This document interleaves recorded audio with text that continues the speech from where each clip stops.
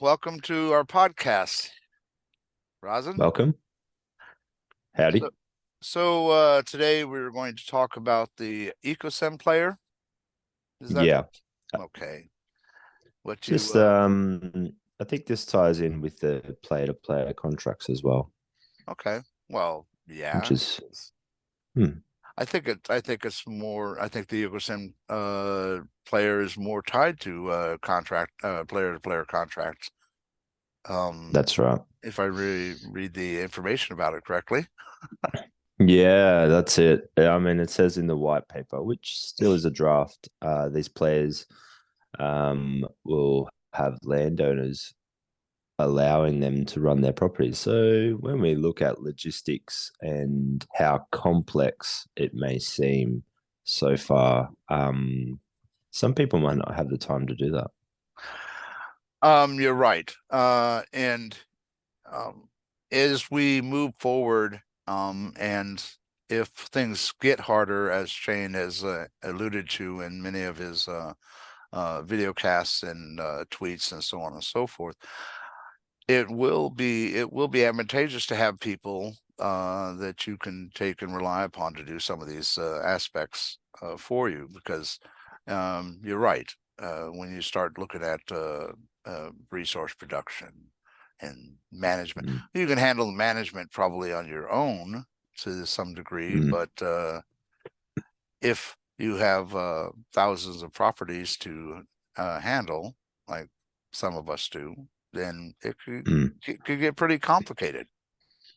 Yeah, I think the big piece for this for me is that because we're following the journey and we're keeping up to date, learning the new systems that they start to bring out in detail, it's not as complex for us if we're able to set up something that's efficient and we're on top of it. And we've got a pretty good organization of our properties and things like that. So, naming conventions is another one where you name your properties that have certain resources, things like that. Sure. For new players coming in or new landowners, more specifically, that can be a lot to really catch up on. So, very important for this piece moving forward that we have these ecosim players that may not be financially invested as much, but are Uh-huh. more knowledge based players, play to earn, free to play, that sort of thing. Correct. Okay. Mm. Um, so I would you say that most of the EcoSim players are probably going to be people that have been with Earth 2 the longest then? Not necessarily. I think that you'll have players that will come in and they will fully immerse themselves in it if there is a way for them to earn as well. So when you're talking about resource production, management, trading, logistics, the buildings, researching, all of this sort of stuff that's in the white paper, and then complemented by Jules, and then obviously with the logistics side of things, you also have to consider whether you need to defend some of those properties from your logistics, trading and whatnot. Yeah, look, I think that if there's an incentive for people to play, then I think that they're going to play. It'll be like having a job, I suppose. So for you and I, it might not be worthwhile. Right. On a day-to-day basis, we're not going to be making a couple $100 worth of a value, but there will probably be some sort of value where in those third world countries, they're able to make more in Earth 2 than they would being able to have another job there, which was seen in Axie Infinity, for example. Okay. Okay. Mm. Would you think that people would use them more um in the production and like I think, you know, yeah, or would you package it? How would you see it? So I what think I'm it would saying, be everything. okay, Yeah, so the value that these players are going to get is from the landowners that aren't necessarily involved in Earth 2 in the sense of they very rarely collect their ether or essence. They very rarely collect their jewels. They're not as invested as, say, you and I. Okay. But they want to get the most out of their investment. So it could be an early player that has put in, a couple hundred to couple of $1,000 invested into land, but they simply just see it as an investment. So they don't want to invest time into it, but they've put the money in to see some sort of return. So when we see something like Essence launch, which Shane has mentioned a couple of times, Right. that they haven't sent out mass emails. He was very open and honest about that. And it might reach that point when Essence launches that we have the player to player contracts, the system already live, tested, tweaked, what have you, which Uh-huh. is one of the next updates that we're looking at. So the next one, you've got side road management, which is slotting your jewels into the side roads, Right. as well as the Develop. data analytics. Okay. The development you're Yeah, talking about. So and yeah, adding in the new civilians that will help facilitate resource hmm. finding and Yeah. stuff like that, correct? So you might find that with the play-to-play contracts, and we speculated before that this might change the essence generation, how that looks like. Okay. But moving forward, they'll be looking at sending out that mass email on Essence launch, which will then bring back a lot of those landowners that haven't really been keeping tabs on it. And then it will come up with, say, you can contract your land out, XYZ benefit. Here's how it works, yada yada yada. And then they could go, oh, okay, I could be getting more out of my investment in Earth 2 if I offer out a contract to someone Okay. instead of just not logging in at all. Does that make sense?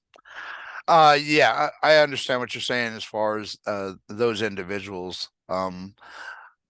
But I'm looking at the possible benefits like for you and me. Okay. So Mm. um uh so we still work, I mean, you have a Yeah, regular job, you yeah, have your family to take care of, and so on and so forth.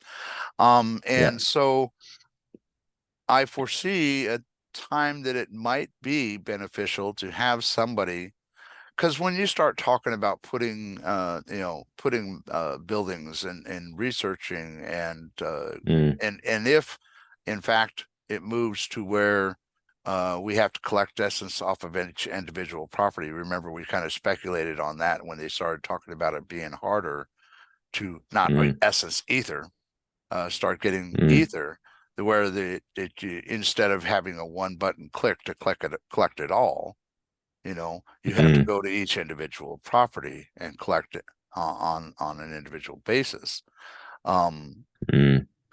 of course, again, that's just speculation, and Of course. it's contingent upon them launching E2V1, because I don't think it's feasible for them to try and launch it on the web base, because the Yeah. programming complications and the bandwidth requirements and so on and so forth. That the EcoSim player might become even more advantageous to us in being able to manage the properties as well, and collecting those resources and stuff. It depends upon how it's all instituted and what is launched and how it all works. I mean, because until V1 launches, we're kind of all still speculating about a lot of things, you know. Mm. I mean, Yeah. because Shane has mentioned that it's going to be harder to collect jewels, it's going to be harder to collect ether, but Mm. that we're going to have other resources, civilians and stuff like this. But even then, I think we still have to have the management. I don't know that they're Mm. necessarily going to continue automating everything. Okay. I mean, right Mm. now you can set up, you got rating manager, you got it set up. And although they can't do multiple properties right now, Mm. they will be able to in the future. But I pop in, I twice a week I take and go through my, side droids and my civilians or my properties, I mean, and just taking uh slow everybody down for a minute and get everybody synced back up and stuff. I think we mentioned that before, where you got you got five side droids going out at five different times on one property, and it kind of Mm. kind of messes up the timing on things. But when things move into V1, some of that stuff might not necessarily be as easy as it is right now. Yeah, that's right. The way that I see it is that I could probably use like a little bit of an analogy. We're all landowners in the sense that, early civilization, everyone kind of got a plot of land and we start farming on it. Right, And as we grow and grow and grow, in respect to the different things that we can do. So we're building buildings, and then E2V1, we've got these personalized spaces, we've got all of these. We start acquiring more assets. So more right, buildings, more vehicles, for example, more right, civilians. And obviously, as that becomes more complex, we need to take a step back and get someone in to give us a hand. So, and there's not going to be me helping you, you helping me specifically for our properties. It'll right. be an additional person Sure. that will be that play to earn player. And the perfect example would be before we had civilians for a lot of us, it was very time intensive to the point where I was taking away from other things that we're doing externally to Earth 2. So a lot of the things in Knights of Malta, TKO, and with the Genesis NFTs, that kind of took a back seat while I was trying to keep up with rating. And now it's all automated. I can Right. go back to that. So that's where we're going to find that we are going to have to take that step back and source out these contract players to help us. I was just thinking about when I was running when I still had the construction company. You know, Mm. I you know I had had somebody that handled the administrative stuff in the office. I had Hmm. several people on site management. I had a purchasing agent. So, and so we would be in the Yeah. same boat as we grow more. It'll be advantageous to have somebody that can actually dedicate themselves to maybe some specific aspect or multiple aspects of the management and resource collection and generation and stuff like that. So Yeah, that's a yeah, so yeah. So yeah, I think that's where we're heading. And it was interesting. It's interesting to think about where Earth 2 and its development is at. Well, there was some talk in the Discord talking about different metaverse projects and what they've developed and where it's at. So when you look at Sandbox and Decentraland, for example, right, there isn't this foundational setup when it comes to any sort of um, comparing it to a digital version of the Earth. So with Earth 2, what we've set up, or what they have set up, they've got everything to build it from the ground up, and they've made it quite complex and not as easy as what you would suspect. So, going into Sandbox, you could buy a plot of land and then just go into their development tool and build whatever, right? right, Earth right, 2 isn't like that. right, Sure, you can buy a plot of land, you'll get a mentor, log in couple of weeks straight, and right, then what have you got? Just a mentor, really. So you really need to right, build that up, and right, it's going to be lucrative for players who own the land to keep working that, because for other people who want to come in and build buildings and have these experience, yada yada, yada, hmm, they're probably not going to be inclined to go through all of the hoops, and they would just rather pay someone to do it.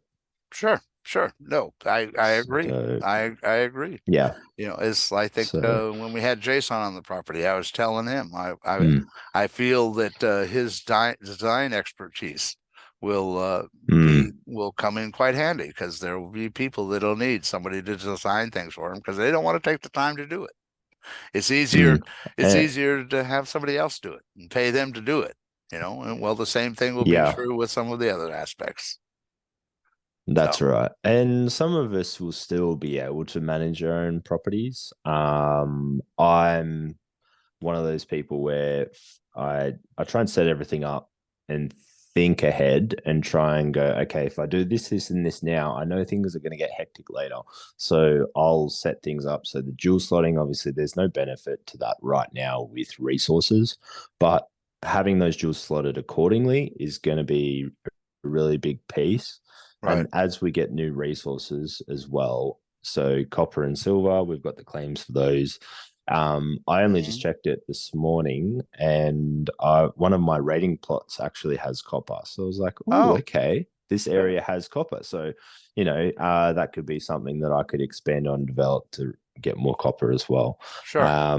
But the other thing as well with that, in making sure we're set up so then it's not more work down the end of the line, is that when things like Essence launches, Right. things are just going to go bonkers because we're going to have all of these other people that have never heard of Earth 2, never heard of Essence. They're all going to come in and things are just going to kind of get a bit nuts for a little while.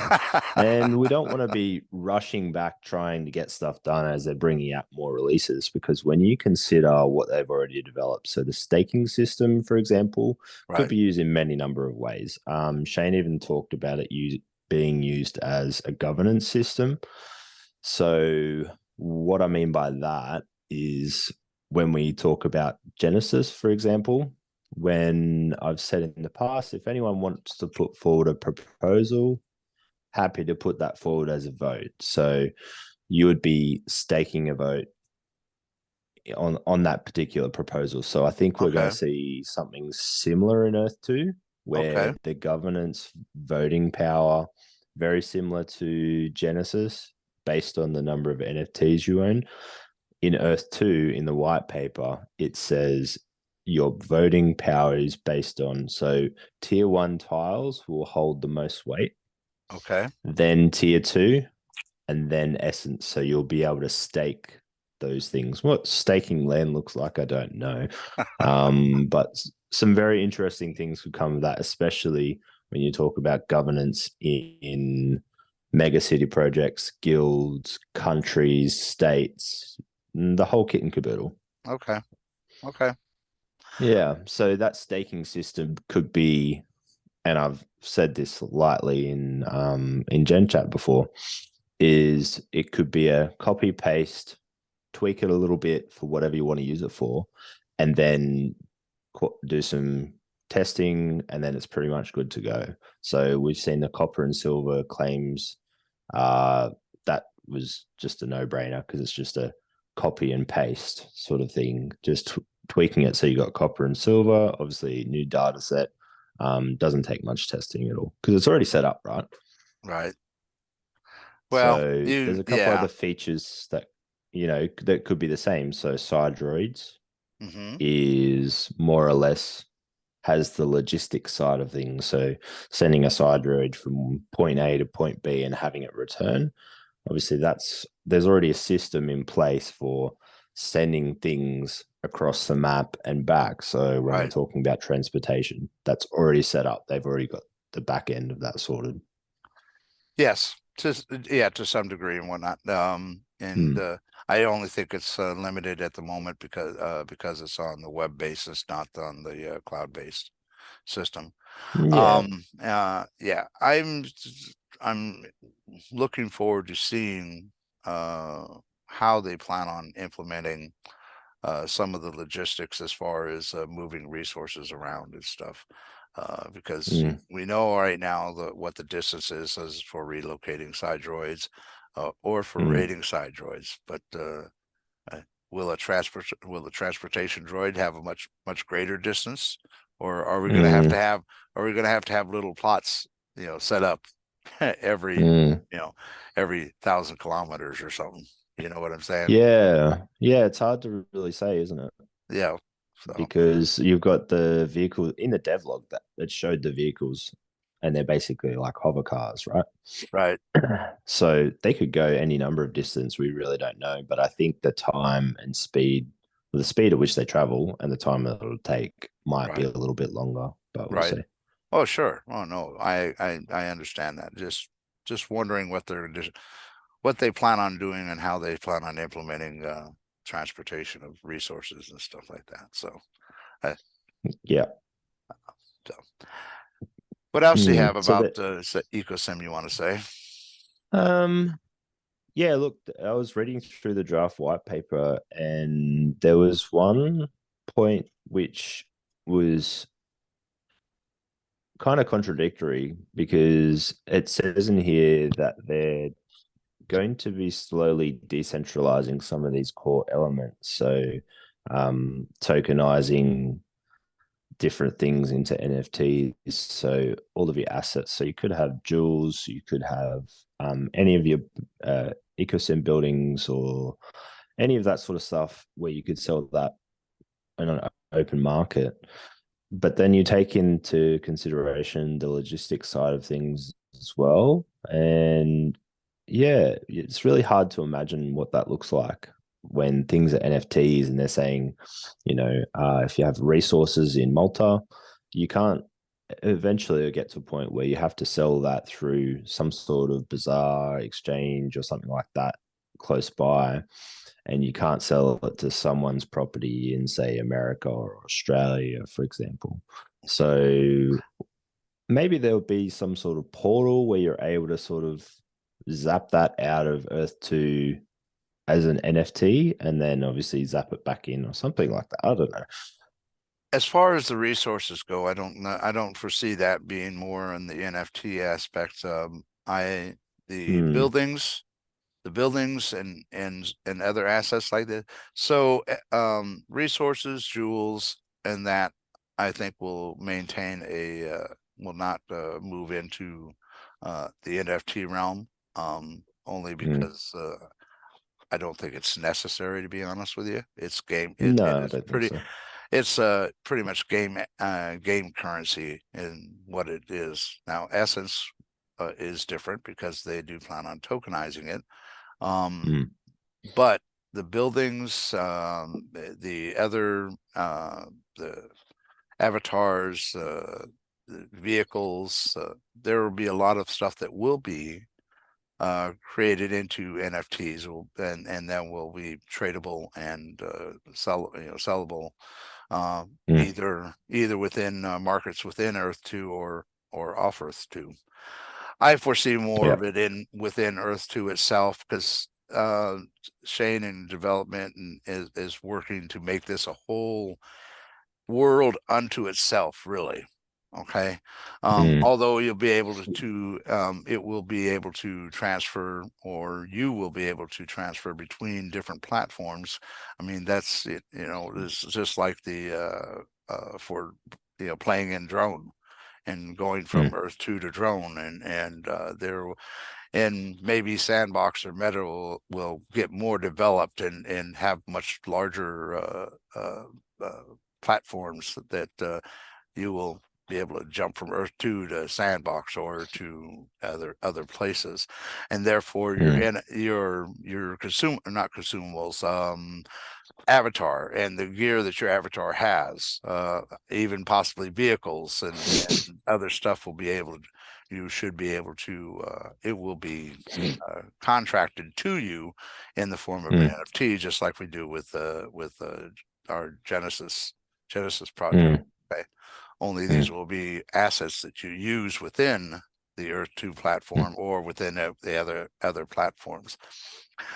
mm, So, yeah, so I see that stuff being NFTs, but I don't necessarily see that for the jewels, um, or or ether. I'm not sure about some of the red energy and so on and so forth. I don't see mm. that moving outside of what it will be used for within the game, for generating our Yeah. buildings and creating. It'll be game currency used for creating those things, for Mm, creating the buildings, mm, for creating the other mm, assets. Um, you set up and this is where I think EcoSim players will come in handy and whatnot. Is you set up a facility for manufacturing, basically. Because I mean, Shane says he wants this to be, it's pretty much going to mimic E1 in Mm. that you're going to have to collect the resources, you're going to have to take and process them, and then you're going to have to make them into whether it's a building, a vehicle, or something Mm. else. And Mm. so you may need EcoSim players to help you in managing that aspect. But that's my Sure. opinion. That's my thoughts. Well, I mean, especially when you own so much land, if you want to develop all of it, that's a massive undertaking in itself, isn't it? Yes, it is. Yeah. Some people have got 100,000 tiles, and yeah, it's a I lot to do. Yeah. Yeah. I've you know uh so as I have like what is it, 3,000 properties or something like that, and but Mm. of those 3,000 properties I have, um only only like 100 of them are more than one tile. Yeah. Yeah. I have a whole bunch of single tiles, primarily for collecting jewels, and so Mm. I'm still hoping that the merging tiles is going to come into play somewhere down the road, Mm. because if jewels start, being collected in a different manner than what they are right now, then the single Mm. tile farms are going to kind of end up being worthless. Maybe, Yes, I agree. you know, Funny you mentioned that because, you know, when they started talking about these dual specialists with civilians, and then, you kind of have to beat the crowd when it comes to these sorts of things, and pure speculation, of course, but right, I actually sold. I had a bunch of single tiles, and the beauty about single tiles is if you buy them for tile art with the heat map, right. the tile art doesn't go away if you sell them. So you could set it up and then just sell them. It's fine, whatever. Oh, right, And correct. then, yeah. So the many number of times that I've used single tiles to spell out my name on the map in random Uh-huh, places and just sold them, right. I'm just like, oh, my name is still there. It's fine. I Oh, did that yeah, yeah. in Gibraltar in the Okay. water, so that was fun. But yeah, I just sold all of mine maybe a couple of weeks back because I just thought I just have this weird feeling, and I was still getting a decent amount of jewels anyway. It's not like I needed them, and I Okay. think a lot of people are at that point now when they're 5 cents each. You're kind Right. of, Yeah, well, yeah. I think when the utility of the jewels starts coming up, that will change. Mm. Because especially when you start assigning resources to the jewels, and Hmm. required, especially if they actually do implement the what was that droid called for looking for jewels? Prospecting? Yeah, prospecting droid. Yeah. Okay, Yeah. so when you start looking at the prospecting droid, you're going to have to slot jewels for that droid. And Mm. so therefore you're going to have to manufacture those jewels, and it takes 18 jewels, 18 class 1 jewels to make a class 3 crafted jewel. Yeah.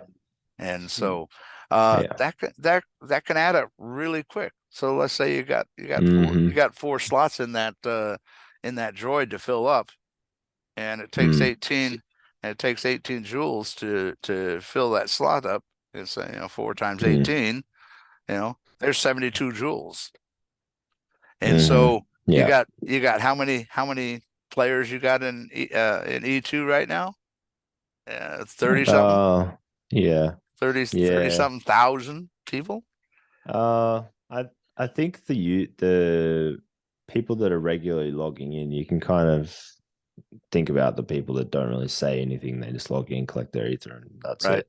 I think the initial white paper said, sorry, the draft white paper, I should say, without saying anything too official, 150,000 monthly active users. Now that was in February last year, so Right. that may have changed up or down. I don't know. But the you look at all the different people that own land. There's not people that own mass amounts of land. They could have anywhere from 100 to 1,000 tiles, right? So Right. they're not big players. I think a lot of that is that. So Yeah. yeah. So if I, all of those people come back and start playing the EcoSim, it's going to be very busy. yeah. Or you just take a third of them. 30,000 Mm. people. 30,000 people need 72 joules. Yeah. Mm. So Okay.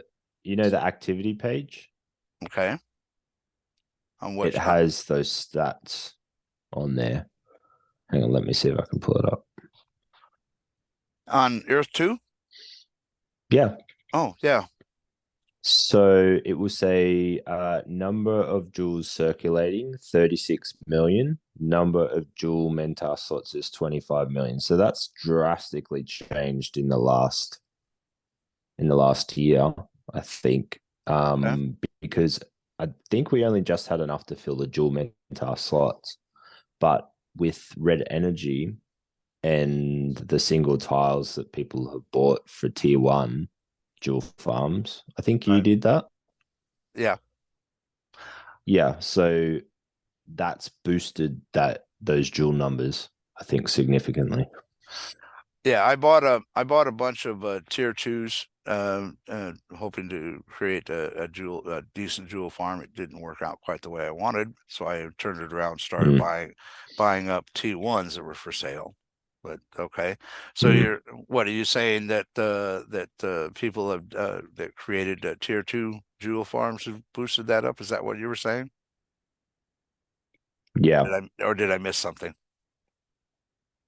No, I think that's what's happened. So Okay, we have more jewels than we need to slot everything right now okay, by about 10 million. So almost a third more than we need.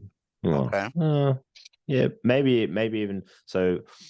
We got 25 million slots, okay, and we have 36 million joules. So we've got okay, an excess of 11 million joules. So we okay, don't. I mean, that's without crafting them, right? right. Okay. So, but you're not, I understand what the activities, I understand what you're saying as far as the activity page is showing whatnot.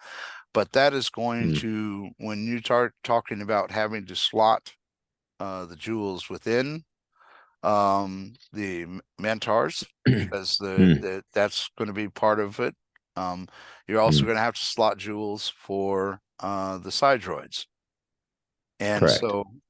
And so uh, if you've got just 30,000 players that need to slot, jewels, and I'm saying like that's just 1/3 of active players. Mm, So that's going to increase the number of jewels that are going to be required. The slots are going mm, the slotting is going to increase extensively. It's not I because think right now it's just looking at property, okay, and slotting for yeah, properties, correct? Okay, correct. how many pieces of property are out there? How many slots are open? Versus how many jewels are being processed. I understand that. Okay, Hmm. I'm just Mm, saying though that if you have one, two, or three droids that you have to slot jewels in as well, and we don't know how many jewels you have mm, to slot into them for doing whatever, then that's mm. going to change the number of jewels that's required. And so the surplus will dwindle quickly. Oh yeah, absolutely. There's a couple of different things that Mhm. we need in order for the dual prices to go back and for them to be attractive enough for people to want to sell. And people are probably holding a lot of them, which is fine. And as time goes on, the more features that go live and the more Mhm. use cases we're going to have for jewels, the prices are going to go up. So Right. we talk about slotting side roads and slotting properties. So Right. currently, people probably don't slot all of their properties, right? Right. And especially when it comes to resource production, is someone going to slot on a property for resource production if it's only going to give them a fraction of that resource? Maybe not. Right. But with the side droids, and then you also have to think about the different things that they're going to bring into effect. So with logistics and moving resources around, we may have similar sort of mechanics to what the side droids have already been spoken about. So Okay. distance, speed, storage, all of this sort of stuff. And then also some sort of burn mechanism as well. So there was a bit of speculation that you could utilize joules in drone the game, for example, for power boosts for, Right. competing and things like that. So if that basically breaks down that joule, that would Hmm. be considered like a burn mechanism. Okay. And at the cheap price that they're at, or you produce them for free, some people might choose to do that. I don't know. It's just an idea that a lot of people have spoken about. Okay. All righty.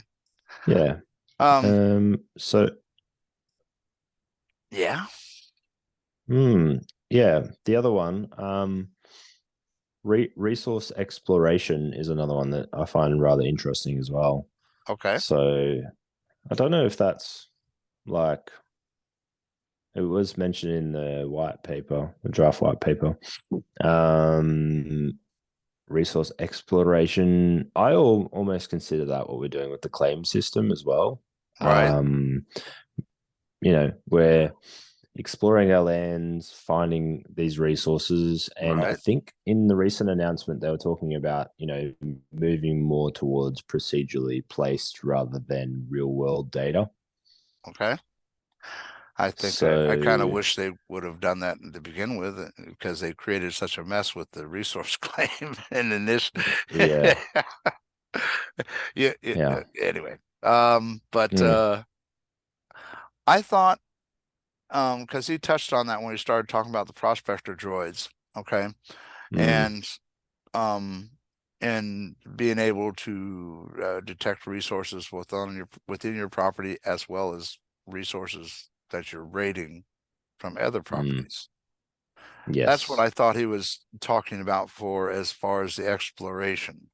I may be wrong on that. I don't know you know uh if Mm, they're going to because he said there are 21 new resources, correct? That are supposed to be sure. coming, right? Yeah. And so the exploration may be coming into finding those other resources instead of looking for real world, looking for a mine like a Tanzanite mine. Mm, mm, mm. Yeah. Okay. Yeah. I can see, players running around in E2V1, possibly just going and looking for resources manually. I like that could be a thing. Okay. Oh, that Hmm. that's I mean that's that possible could be too. fun. Yeah. It could Um, be, it'd be just like, just like the gold rush type thing. yeah.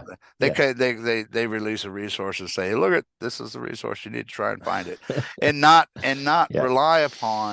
not rely upon V1 or Earth One's data, Hmm. but Hmm. give people the set up some probability curve for being able to take and find this new resource on your property. Say Hmm. you spend X amount of essence and Sidroid power to take and explore for this particular resource, and Yeah. of course I you've got to think have some.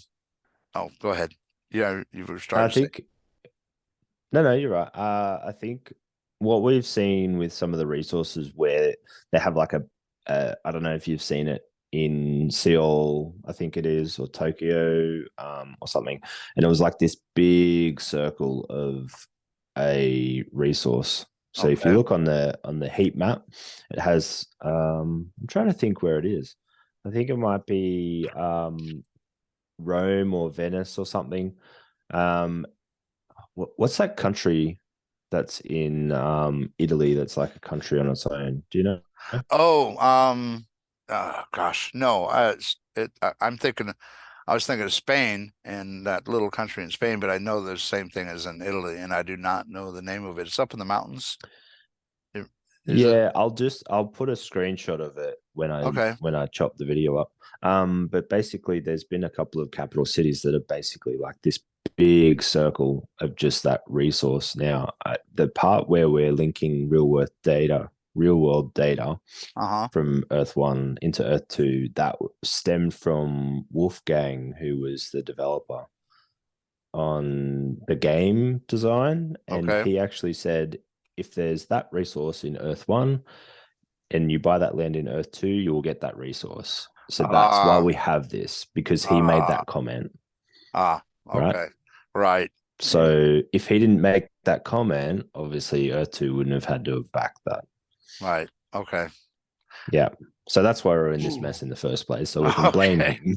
All right. um, yeah. But I think originally it was meant to be procedurally generated. So Okay. that's what I think we see when you're looking at these capital cities that have got this big circle, because in the real world, that's not necessarily the case, but this is a case of procedurally generated, I think.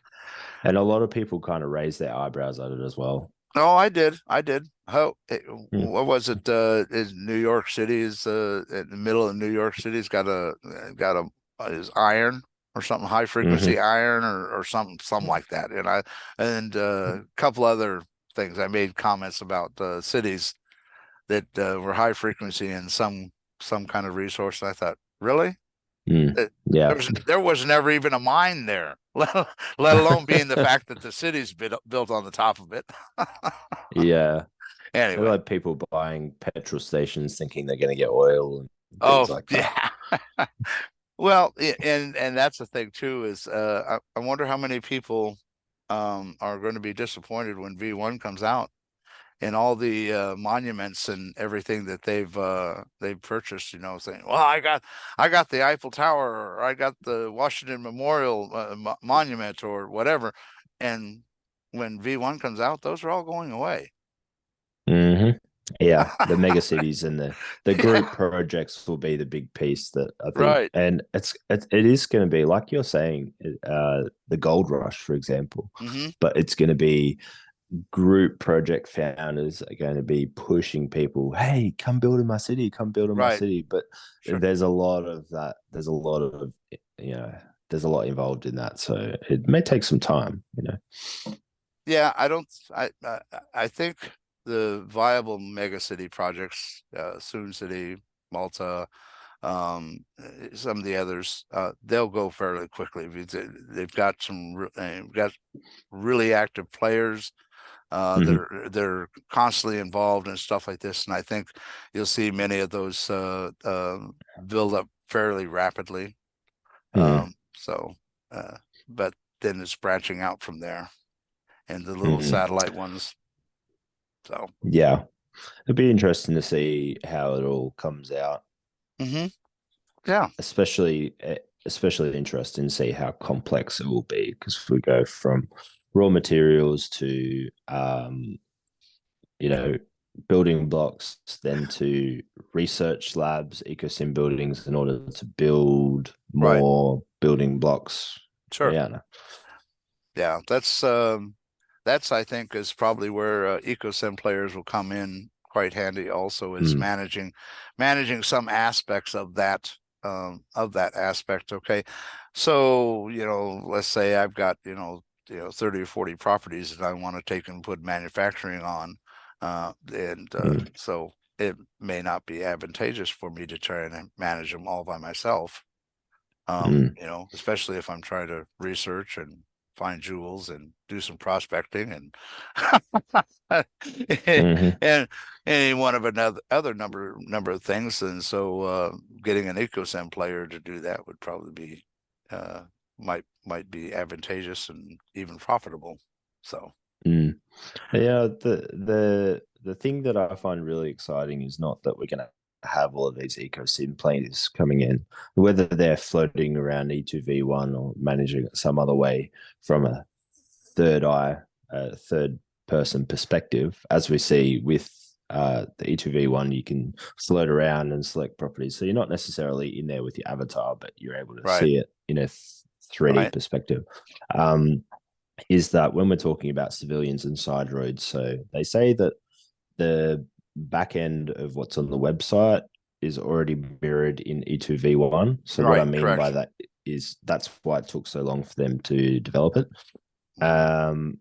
Not that 6 9 months is really that long in the grand scheme, but anyway, is that not only are we going to have these side roads and civilians in E2V1, so we've seen the little screenshot of the, I think it was on Shane's Twitter of the, I can't remember. It was one of the Egyptian civilians was floating in the air, being fed red energy.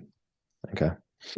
Um, when E2V1 launches, how much of that are we going to see in this bustling environment of side roads flying around left, right, and center, and also civilians perhaps walking around on someone's property? So without any players, Earth 2 already looks like a very, very busy landscape as it is with side roads and civilians being in there. Um,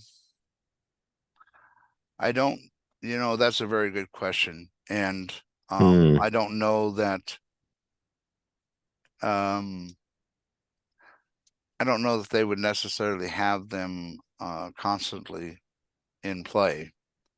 I mean, because that would Hmm. you Well, consider, well, I'm just saying because uh, if there's nobody there to see them, then why should they be there? just the tree. Yeah, If there's no one in the forest, does anyone hear the tree falling? Yeah, I get what right. you're saying. You know, and Um, so and Good so, point. why do you want to why would you want to waste resources on Mm. generating something that is not, I mean, it's just taking power and not No, I really, understand what you're saying. you know. Yeah.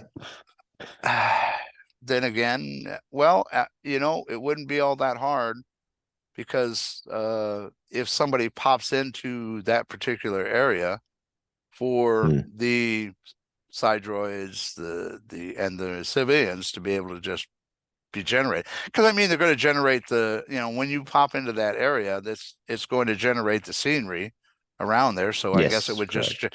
it's going to generate the side droids and the civilians at the same time. So whatever Mm. assets are on that property or in that particular area for however far you can see, everything will be Mm. built. I would, Mm. will come into reality in the metaverse in that particular Yeah. area. And I'm so, thinking more along the lines of like in not like a virtual fish tank where the fish mhm, is always there, it's always being generated no matter what. right, I think with the side roads, for example, without us in there to witness what's going on, it could just be a dot on the map going like right, dut, dut, dut, dut, dut, dut. And then obviously that dot has got particular properties, but it doesn't generate those from a 3D right, aesthetics perspective. right, Um, but imagining, say, you pop into Shun City without any buildings being built, right? right. And there will be side droids. You can basically go in there. You've got this open landscape, no buildings yet. Obviously, that's We'll might not probably, be a feature. I think that it won't necessarily be completely no buildings. All right, Mm, we'll have the mentors and know that those will be correct. present. Okay. Well, I guess you're right. Unless we take and say we're putting a research building there, then there technically won't be there. So Mm, I think you're right. You're right. We pop when E2V1 launches, there won't be anything there, and we pop in there, and that's it. There won't be anything there. There'll be a mentor and maybe some side mm. droids floating around, and the civilians hanging around waiting for us to build a building for them to sit in. Yeah. I'm just thinking like Age of Empires. You go in and your city is just a bunch of these floating obelisk looking things, and a bunch of people are going around and they're like, quickly build your buildings to start your civilization or something like Right. that. Yeah. Yeah. Yes. Yeah. Uh, But yep. the Yeah. point that I was leading on to, Mhm. sorry, is that Shane has mentioned previously in very, very early days that what he wants to achieve with Earth 2 is that he wants to be able to immortalize himself in Earth 2. So it's kind of talking on Matrix sort of stuff, or similar to Right. Ready Player One, where you've got the what's the guy called, the main, you know, the one with the beard and the robe and things like that. I can't remember his name now. And You might not know. I'm have if you're talking about the movie Ready Player Yes. One, I have not Yeah. seen the movie, so I don't know Oh, the okay. character. I haven't seen the All right. movie yet. Yeah. Anyway, it's basically the creator has kind of put Himself himself. into the Yeah. program. Okay. Yeah. So I think, and that was one thing that Shane said that he wanted to do, was to basically, like, if he passed on, for example, and his kids were adults or whatever, they could go in there and basically he would be in there and they would be able to talk with him as if it Ooh, were really him. you just talked about a new business. Well, it's AI in a nutshell, isn't it? But think about it. Okay, so right now you keep photo albums and video recordings of loved ones that have passed on and everything else. But Hmm. what if you did the same thing in VR? Hmm. Now you can Absolutely. now you can go to grandma, you can go sit in grandma's house and talk to her and stuff like Hmm. that. Yeah, Oh my exactly. gosh. So yeah, but that's what Shane spoke about in the early Okay. days. Is that was one of his visions for Earth 2, was that it would get, and I mean AI is kind of going that direction anyway, where you can input data sets of, you know, different Sure. things. So Hmm. voice, all this information, and then basically characterize that. The point that I was kind of getting to was that, Okay. um, you know, when we talk about us as players, landowners, whatnot, and then EcoSim players who might not necessarily be running around in Earth 2, and thinking about how active that it could be with Sidras flying around civilians and that. Who's not to say that these civilians can't develop characters on their own and then have some sort of AI incorporated into them, to the point where Earth Ooh. 2 is literally a second world with real characters being developed basically on their own. Mm, I don't know. I mean, it's You're still starting. You're early, starting to. You're still starting to early. talk about Terminator stuff. Yeah. Uh, I think that I Uh, think that once, to be honest with you, once Earth 2 E2V1 kicks off, and once yeah. Web3 and the metaverse kicks off, that there will be lots of people in there that you won't have to create any synthetics to Mm. populate it. But you may have to, Yeah. maybe. Yeah. I spoken. And I mean, maybe we confuse civilians too, and start having little civilians running around as well. And Well, he spoke about breeding actually. yeah, I So know with he did. He did. yeah, And so it's oh, hey, what the heck, when And when females, we don't have any females yeah, I running. know. We don't. Yeah, when's females? When? I hear ya. Yeah, I maybe. Yeah, Mm, but I was just thinking too, you know, that in a way, I mean, we as early adopters and the players in Earth 2 and whatnot, as as it progresses on, we mm, might we might end up being more like the back end instead of the front end. So we provide the mm. shops and Yeah. stuff like this. And granted, we'll meet in different spaces and stuff like this, and we may have some jousts and everything else. But as we Yeah. develop our properties and we start developing other things like shops and music taverns and meeting places and stuff like this, we won't necessarily be there. We just provide Mm. the buildings and the infrastructure, kind of Yeah, that's right. for other people to do. Okay, Yeah, just like the real world. yeah, just a random thought that kind of went through my head. That happens from time to time. Granted. So, Yeah. I think that's probably enough on the EcoSims. Yeah. I wanna touch on Genesis Fusion. Mm, So yes, y- yes. So it was about 57 NFTs that have been burnt so far, okay, which has reduced the total supply. And we've had some really cool characters come out of that as well. yes. So you're gonna love this. Nisa is seems to be our best character generator as far as story backstory. Is that Yes, correct? although he's not that good at rating, he's very good at being creative. I'll give him that. So, and Okay. yes, Nizzy, you get another shout out on today's podcast. There you go. That was where you were going with this, wasn't it? You wanted to shout out Nisa. Yeah, absolutely, absolutely. No, I was just amazed at what I've seen so far as the fusion goes, and then of course, you know, Mm, like you're talking about the backstory that people have come up with. mm. I'm slightly behind in being able to do that. As a matter of fact, I might hire somebody to say, "Hey, write me a neat backstory for these two, for these two." Well, interestingly, they're actually generated on their own. So Oh, the people when they do it, they can have some input into what the character is and what their story is, but how that spits out on the other end is, oh, there's a okay. system and the system does its thing, and then yeah, Oh, it's kind okay. of cool. Yeah. So Okay. Sarah Fraddle did one that was it was like Mother Teresa, some saint or something like that. And I said, well, don't be surprised if it doesn't look like Mother Teresa, but Right. the backstory was kind of incorporated into that. So Okay. yeah, All right. So I so you don't don't necessarily have. necessarily have to. Oh, okay. No. All right. I'll just give you a Yeah. couple of numbers and go from there.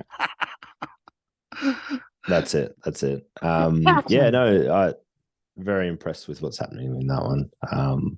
But yeah, interested to see. There's a couple. So the first week of it, we had them pretty much being generated straight away, and then the second week we've given a 6 to 7 day turnaround. So you send the NFTs on the quest, Okay. and then they come back within 6 to 7 days as Oh, their okay.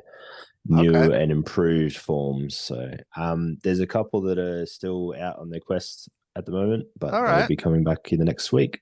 Oh, cool. Cool. So KOM Games.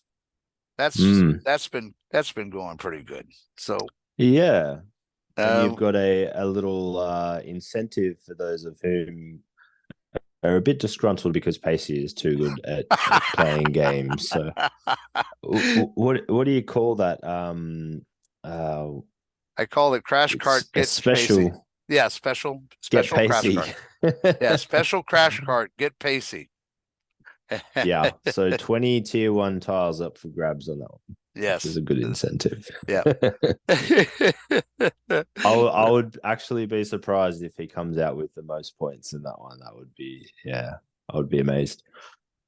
I, to be honest with you, I think Mars Bar will probably actually. She's Oh pretty yeah, good. She's pretty good, you know. yeah, But yeah. it's going to be it's going to be fun. The It's rest good. of us are all like property moguls, and Pacey and Mars Bar are just like absolute gamers. Like, can't I compete. hear you. I hear you. So, Oh dear. so anything else you All have for right, this that's a podcast?